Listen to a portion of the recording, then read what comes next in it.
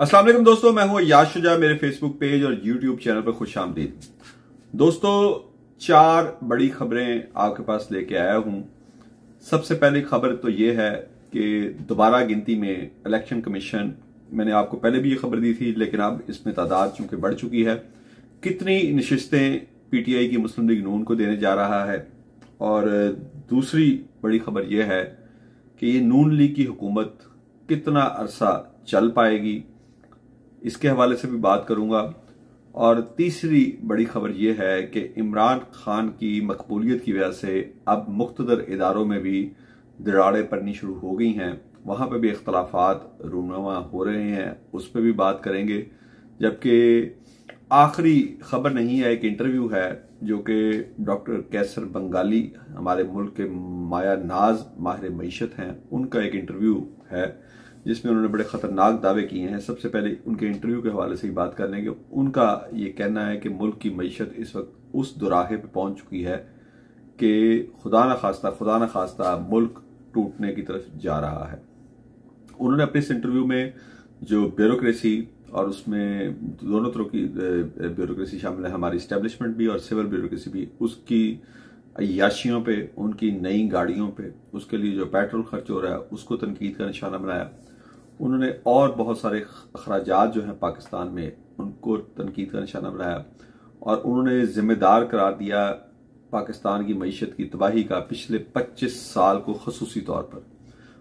उन्होंने कहा कि पिछले 25 साल में सिर्फ कर्जों पर गुजारा किया गया, पाकिस्तान की मईशत को संवारने के लिए कुछ नहीं किया गया। उन्होंने मुल्क की खुद मुख्तारी के हवाले से भी बड़े सख्त अल्फाज कहे कि मुल्क की कुछ खुद मुख्तारी जनरल जिया के दौर में बेची गई, बाकी की जनरल मुशर्रफ के दौर में बेची गई, और अब जो बाकी मानदा रह गई है उसको बेचने के लिए दर दर पे हम जा रहे हैं। उसके हवाले से भी उन्होंने इंकशाफात किए। उनके मुताबिक कि पाकिस्तान की सलामती IMF के प्रोग्राम में नहीं है, इनको कुछ करना होगा मईशत के हवाले से। और मौजूदा हुकूमत के हवाले से भी उन्होंने बड़ा सख्त फिक्रा कहा है कि मौजूदा हुकूमत को मईशत ठीक करने की इजाज़त ही नहीं है, उनके पास मईशत को ठीक करने की परमिशन ही मौजूद नहीं है। और उन्होंने कहा कि खुदा न खास्ता अगर मईशत को इस मौके पर ना संभाला गया तो ये किसी बड़े सानहे का बायस बन सकती है। ये तो डॉक्टर कैसर बंगाली के अल्फाज थे।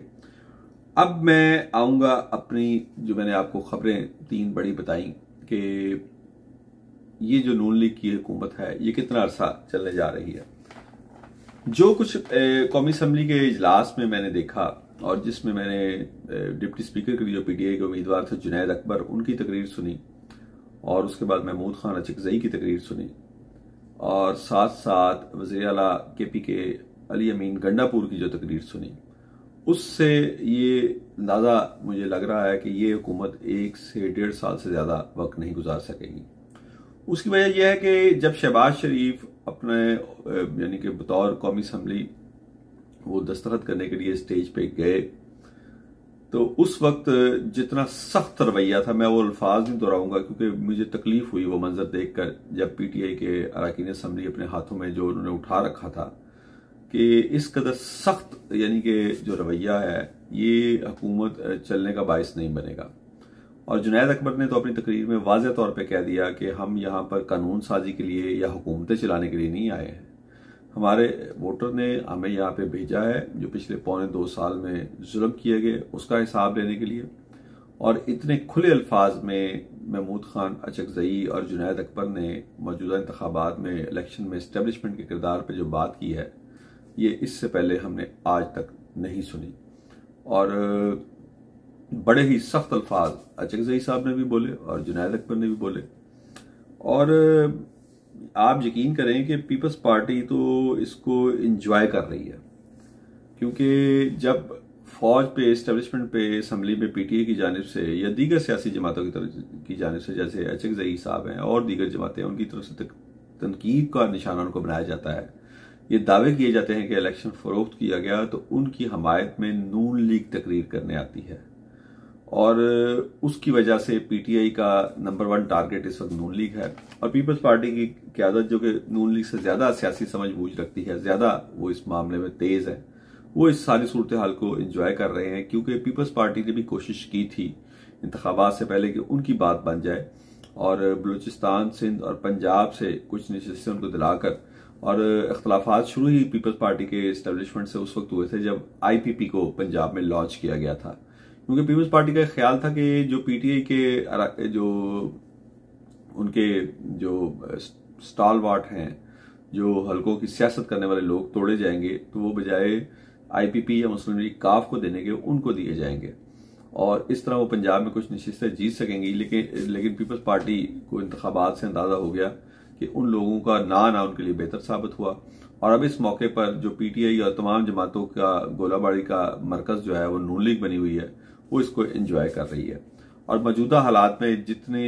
सख्त रवैये के साथ पीटीआई मैदान में उतरी है और उसके साथ साथ उनको केपीके और बलूचिस्तान से भी कुछ पार्टियों की हमायत हासिल है,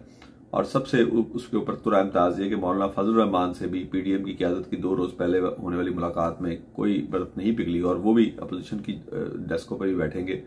और वो अब तक अपने इस मौक़िफ़ से पीछे नहीं हटे हैं कि इस इंतखाबात में उनको धांधली के जरिए हिलाया गया और दीगर जमातों को भी धांधली के जरिए हराया गया, और इसमें इस्टेब्लिशमेंट का किरदार है।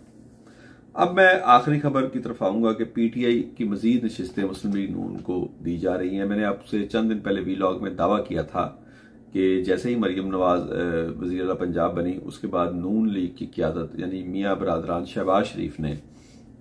इस्टेब्लिशमेंट से मुतालबा किया था कि हम आपके हुक्म पर मजबूरी के आलम में हुकूमत तो वफाक में बना रहे हैं इन मुश्किल हालात में, लेकिन हमें ना तो एमक्यू पे एतबार है ना पीपल्स पार्टी पे एतबार है। इनकी तारीख जो है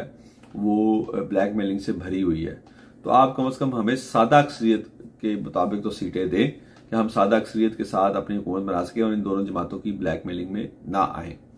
तो उस वक्त ये फैसला हुआ था, मैंने आपको उस वक्त बताया था कि तकरीबन 10 सीटें पीटीआई की मुस्लिम लीग नून को दोबारा गिनती में दी जाएंगी, और लोधरा से एक सीट